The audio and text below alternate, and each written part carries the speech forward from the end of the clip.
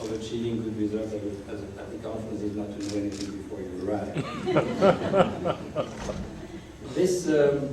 This weekend is marking the 60th anniversary of the judgment of the International Military Tribunal at Nuremberg. This tribunal was followed by a series of trials carried out by the Allied powers in post-war Germany. We are here because together these Nuremberg trials constitute a really historical moment in the development of international law. I would like to thank the Whitney Harris Institute and Washington University for the opportunity to speak to you this evening. I did the same a year ago in Nuremberg with Whitney Harris, I remember, and I was very happy to come, not only because I wanted to come to St. Louis, but also because I thought this really is an issue that deserves all the consideration, respect, and attention it needs. The Nuremberg trials were important in their own right as a response to the atrocities of the Second World War. And at the same time, I think it is very right to say that they did give rise to a new system of international criminal justice. That system includes national courts, ad hoc international tribunals, mixed tribunals, and now the International Criminal Court. All these institutions have their roots in Nuremberg.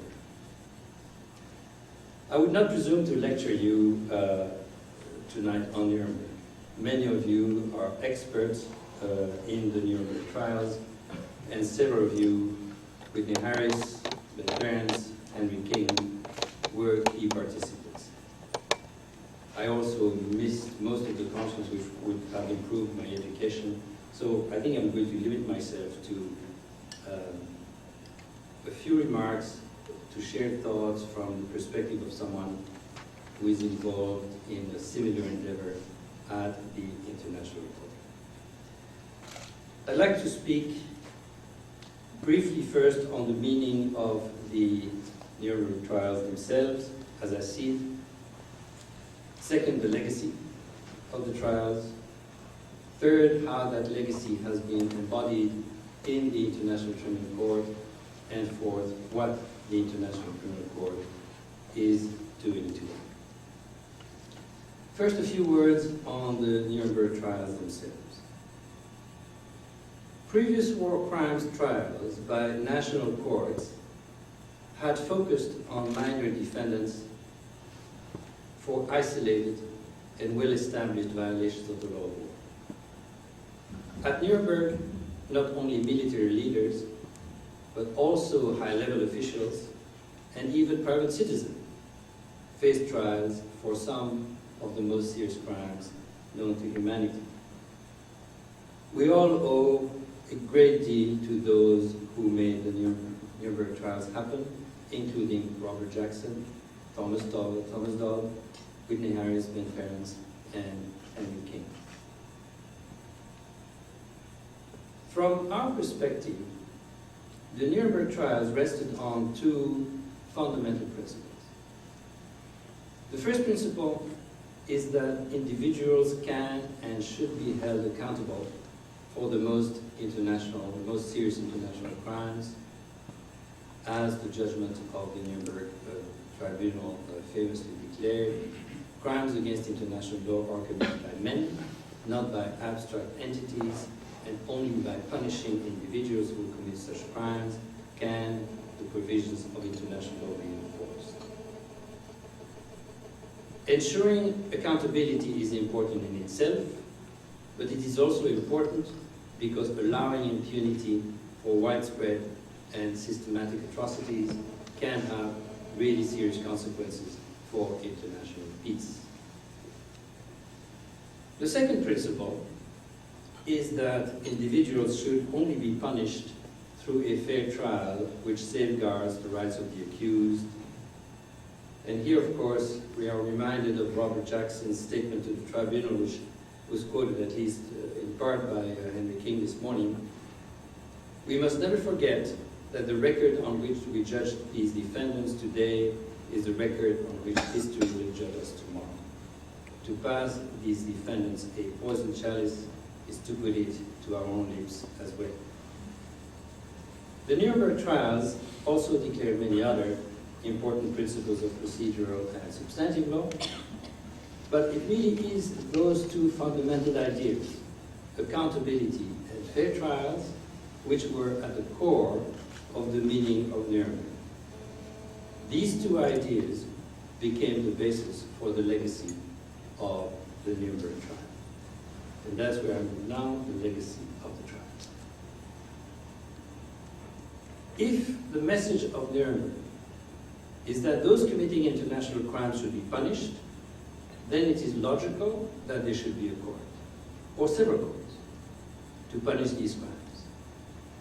And these courts must rigorously uphold the standards of fairness and due process. The Nuremberg trials were never intended to be only a historical event. Those who participated in these trials saw them as the beginning of a new era of accountability. Shortly after the Nuremberg Tribunal concluded, one of the tribunal's alternate judges, John Parker, said, "It is not too much to hope that what we have done may have laid the foundation for the building of a permanent court with a code defining crimes of international character and providing for their punishment." Of course, ideally, all crimes would be prosecuted by domestic courts. In ordinary circumstances, that is what happens.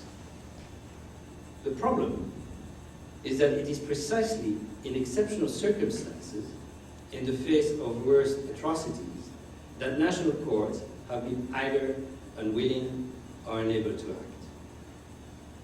This may be because, as was the case in Nazi Germany, agents of the states themselves are complicit in or even directing the crimes, or as we have seen in other situations, conflict can lead to the collapse of government structures, including the judiciary. And in these situations, an international court is needed to punish serious crimes, because otherwise there's nothing.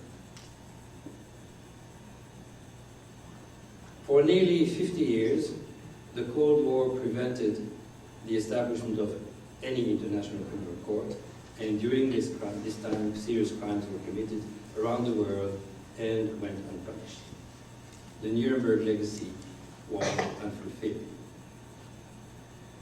The situation changed when the Cold War ended in 1989. International criminal justice once again became a realistic possibility, and the United Nations established ad hoc tribunals in response to atrocities, first in the former Yugoslavia and then in Rwanda. These tribunals are descendants of the Nuremberg trial. They again showed that international criminal justice is possible. But they only partially fulfill the legacy of Nuremberg, because all the ad hoc tribunals face severe limitations. First, those tribunals have only covered a particular country or geographical region. So crimes which could occur elsewhere cannot be punished by those tribunals. Second, these tribunals respond primarily to events in the past. By and large, they do not address future crimes. And third, their creation always depends on the political will of the international community at the time. And as a result, such tribunals have been the exception, not the rule. We know very well many situations where atrocious crimes were committed where absolutely nothing was done by the international community. Those limitations diminish not only the capacity of those tribunals to punish, but also their deterrent effect. And so it became clear that a permanent, truly international criminal court is necessary for the punishment of international crimes. Equally important, only a permanent, readily available court can most effectively deter future crimes. And that brings me to the International Criminal Court and how it was intended to fill the need I just described. The ICC was established through a treaty negotiated in 1998 by 166 meeting in Rome. The ICC builds on the two core principles of Nuremberg, the need for accountability for serious crimes and the importance of fair trials. I'll start with the need for accountability. Like Nuremberg, the ICC is intended to hold individuals responsible for the most serious international crimes. The Nuremberg Tribunal had jurisdiction over both crimes against humanity and war crimes. The ICC also has jurisdiction over these crimes. In addition, the Nuremberg Tribunal had jurisdiction over crimes against peace. In the ICC statute, this is referred to as the crime of aggression.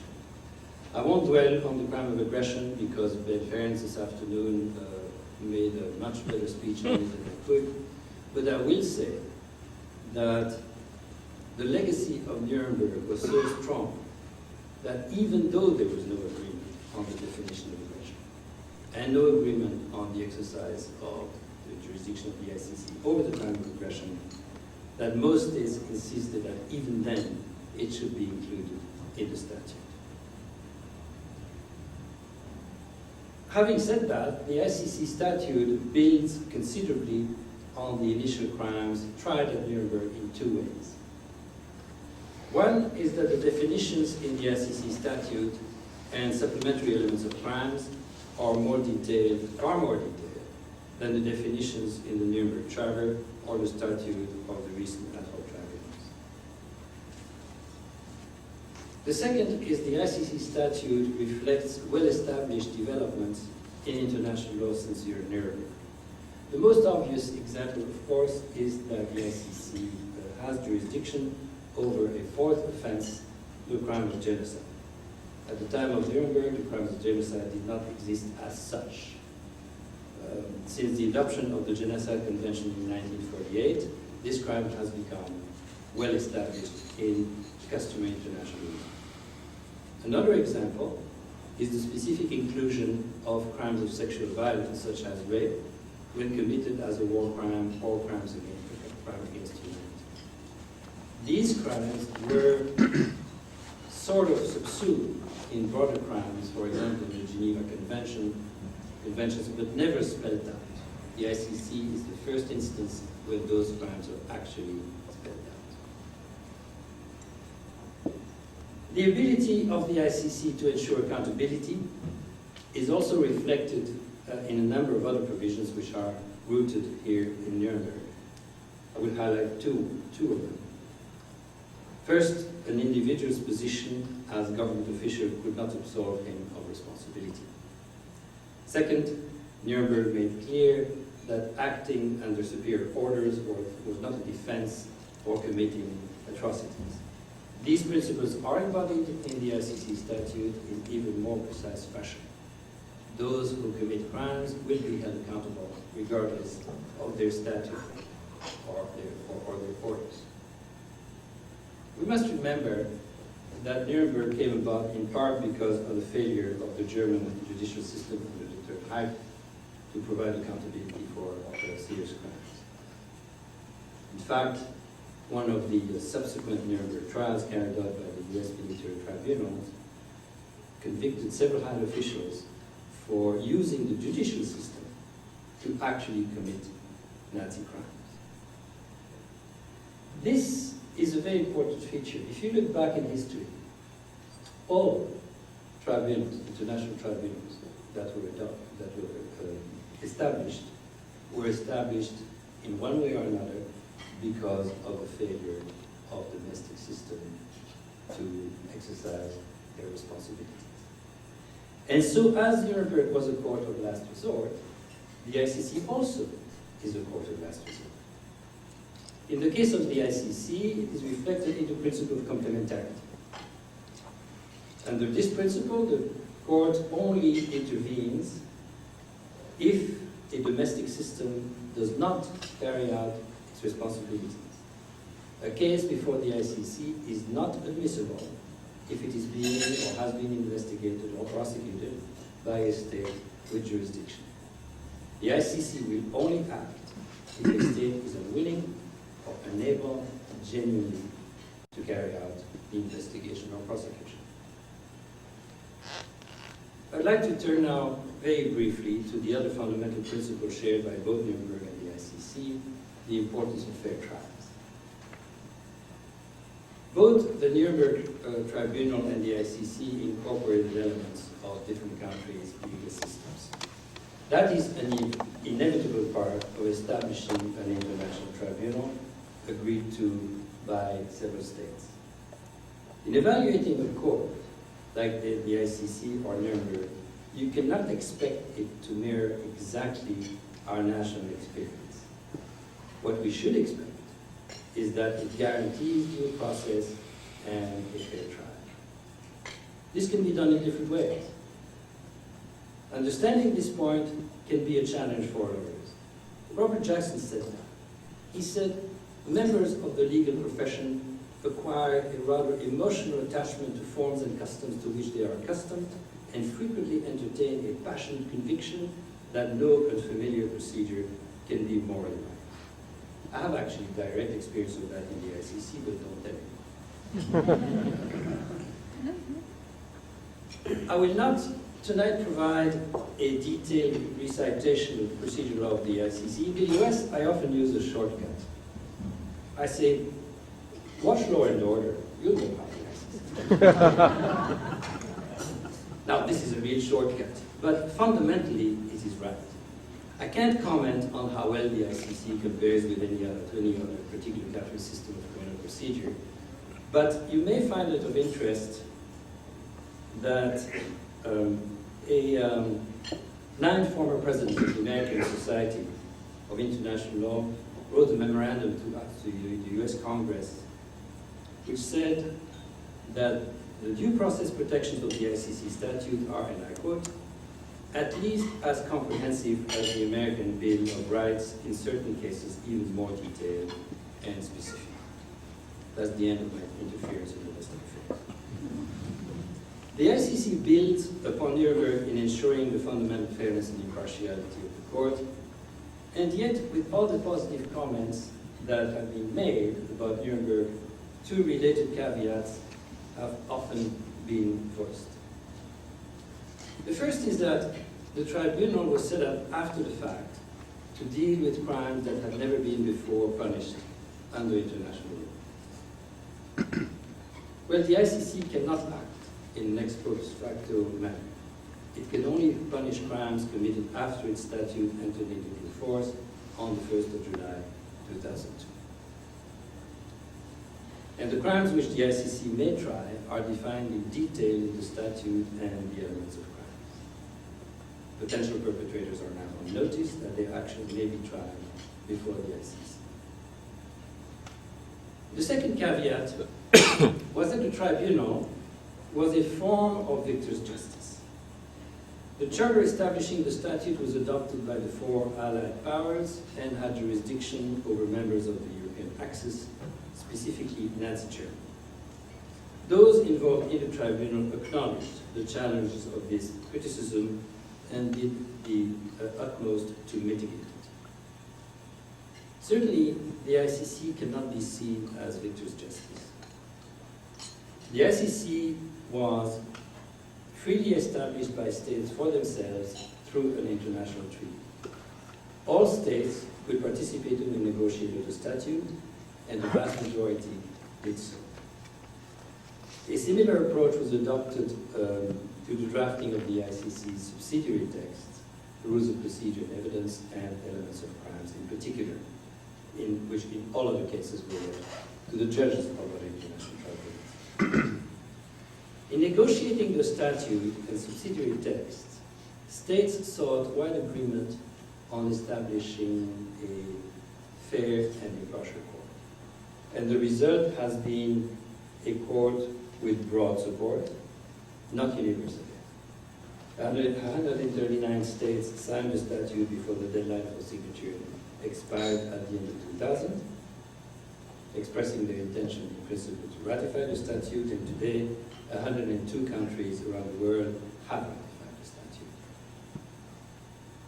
Because the ICC statute is a treaty, states are free to join or not join the ICC as they see fit. In deciding to join the ICC, states accept that the court can exercise jurisdiction over their nationals or territory. And that is an important point. The ICC is not a court of universal jurisdiction. Its jurisdiction is limited to the territories and nationals of states parties or states otherwise accepting its jurisdiction. The two classical grounds for criminal jurisdiction that we know. The ICC is not imposed on states. States must affirmatively accept its jurisdiction. The only exception is when the UN Security Council refers a case to the court in the exercise of its recognized responsibilities to maintain and restore international peace and security. That decision requires the concurrence of all 5 permanent members of the Council. Those factors taken together are really limitations to the capacity of the court to act, as was pointed out, I think, earlier by Judge Kirsch. Why was that? Why all those limitations? That comes from the realization of those who were running the Rome Conference that to be viable, an international criminal court had to derive its strength from 2 different sources. One was the strength of its provisions, but the other one was its support. You could not choose between the 2. You had to have both. Because you could, if you take extreme possibilities, you could have a treaty that was building a very strong court that was very independent, could do just about anything. And a treaty that would remain dead letter because it would not have sufficient support. It would not be ratified. Or you could have a statute that everybody would love because it would be a very weak court. Therefore, a court that would probably never be able to intervene in case of need. And you couldn't have that. And the Rome Statute reflects an attempt to achieve a balance between the need to have a court that is strong enough, but a court that enjoys enough support. And that is also the reason why, well, I'm referring here to something that Ben Ferencz said this afternoon, the example of nuclear weapons. A series of crimes under international humanitarian law are included in the statute, including the use of certain weapons, such as poison gas. I don't think you can actually find poisonous arrows in the statute, but all right, that was for dramatic effect. Then came the attempt of some states to have nuclear weapons, including in the list of prohibited weapons, which of course would have killed any possibility of the statute being adopted, certainly let alone supported. But the history does not stop there. To that, when it became clear that nuclear weapons would not be included in the statute, a number of states said, fine, then we don't want chemical weapons to be included, or bacteriological weapons to be included in the statute either, because these are the nuclear weapons of the poor. Those are, of course, in my view, very sad developments, that the chemical weapons, which clearly are customary law prohibitions were not included in the statute were unfortunate. But the key was to achieve a court which in substance could be supported by enough states to be viable and then could develop into something else there. Now, let me turn briefly to the court today, how it is implementing the Nuremberg legacy in practice. 3 states parties to the Rome Statute, Uganda, the Democratic Republic of the Congo, and the Central African Republic, have referred situations occurring on their own territories to the court.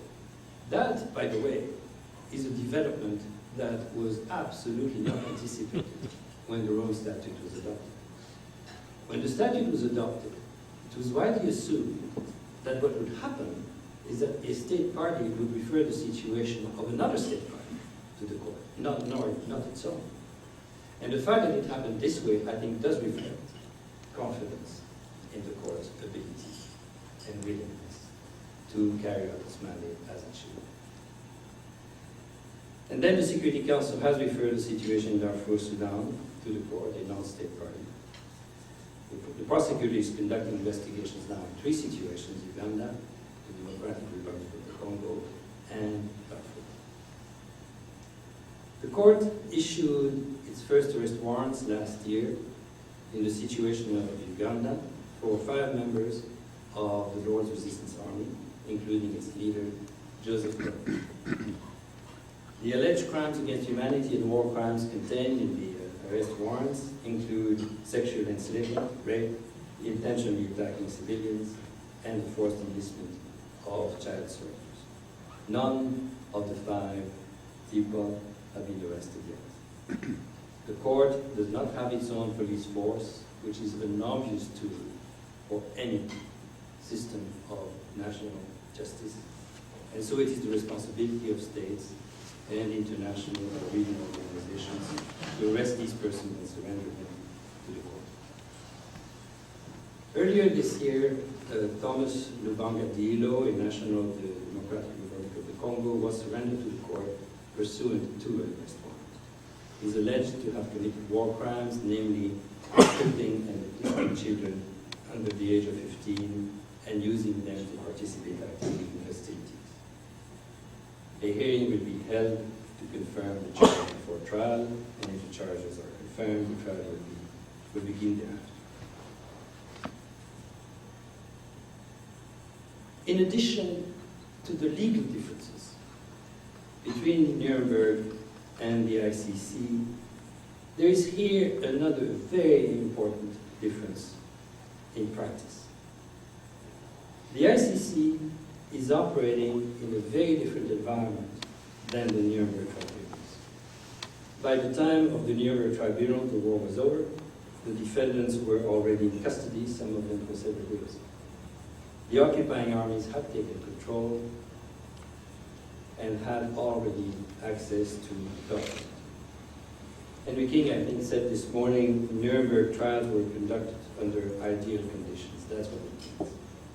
The ICC certainly is not conducting proceedings under ideal conditions. The ICC is involved in situations of ongoing conflicts, where crimes continue to be committed as investigations are carried out. Those circumstances do not make the ICC less important. Indeed, in some ways, those circumstances make the ICC more important because there is an effect of deterrence that can come from that situation. I think the deterrence is a very difficult thing to prove or disprove. But now it has been said very clearly by many that there would be no peace process in Uganda unless there had been ICC arrest warrants.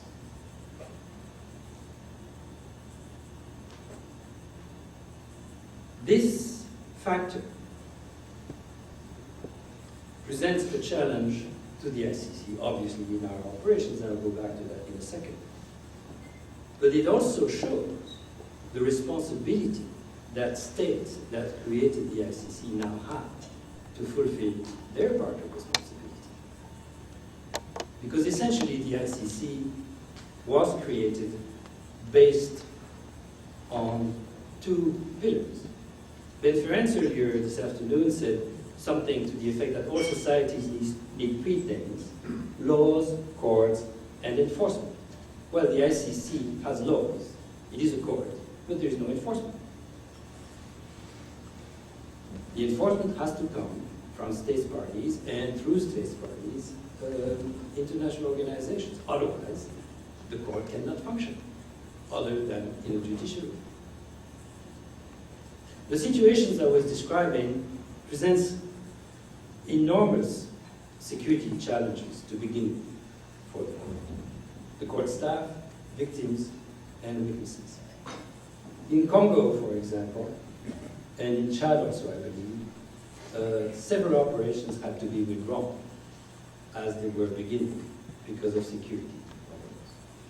And that, of course, delays the operations, delays the proceedings. The ICC faces big logistical challenges unknown at Nuremberg.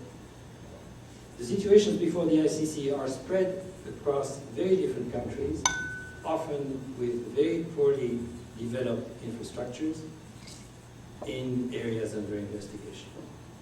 Each situation involves multiple regional and local languages.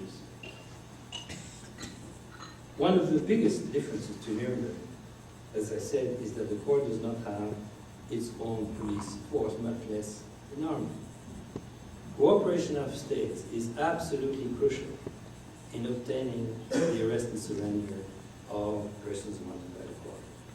Cooperation is also essential in other areas, providing evidence, relocating witnesses, and enforcing the sentences of the court. The main challenge, in my view, of the success of the court is no longer political, as I was afraid 3-4 years ago. It is to ensure that the court receives sufficient cooperation in the difficult circumstances in which it is acting. Time to move to a conclusion. Right? Despite the differences I have mentioned, I've emphasized how the International Criminal Court is the continuation of the Nuremberg trials. It took nearly 50 years for the Nuremberg participants' vision of a permanent successor to their efforts to be established. And we have that permanent court, and the establishment of the ICC is the natural continuation of the Nuremberg legacy. But there's a lot of work to do. Whitney Harris made this point in the context of the adoption of the ICC statute of law. He wrote, 700 years may pass before humankind is able to eliminate war in the world and establish a system of universal justice. Rome was the beginning. The end may never come.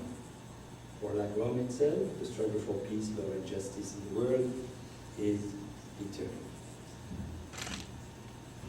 The ICC is not and cannot be a panacea. It cannot put an end to impunity or deter crimes by itself. Doing so will require cooperation with and support to the court. It will also require national efforts to investigate possible crimes. We must not forget, ever forget, that the punishment of crimes is primarily a national responsibility. In an ideal world, you would not need an ICC, either because the most serious crime will no longer be committed, or because national systems will do their job.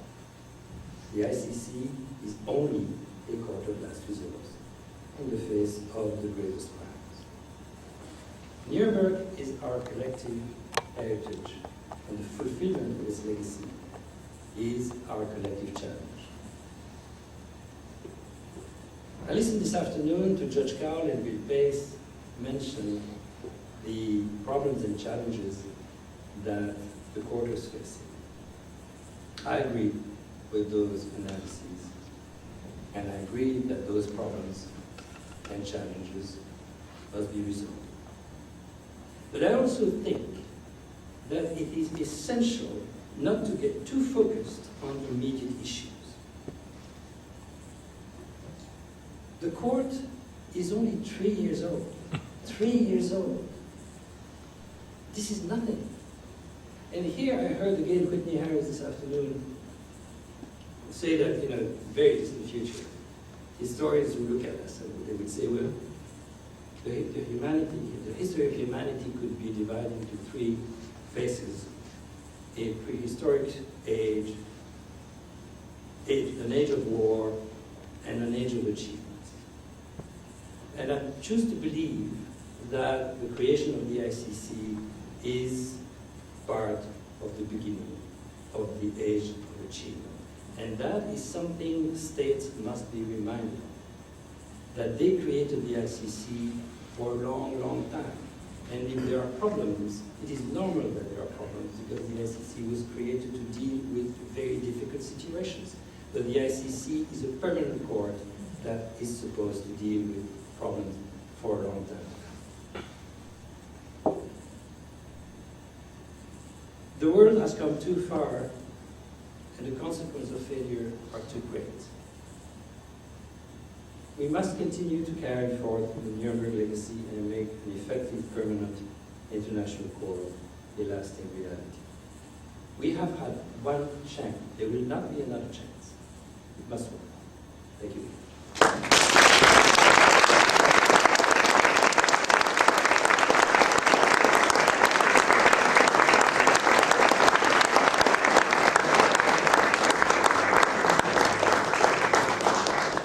And the maintenance of a peaceful world.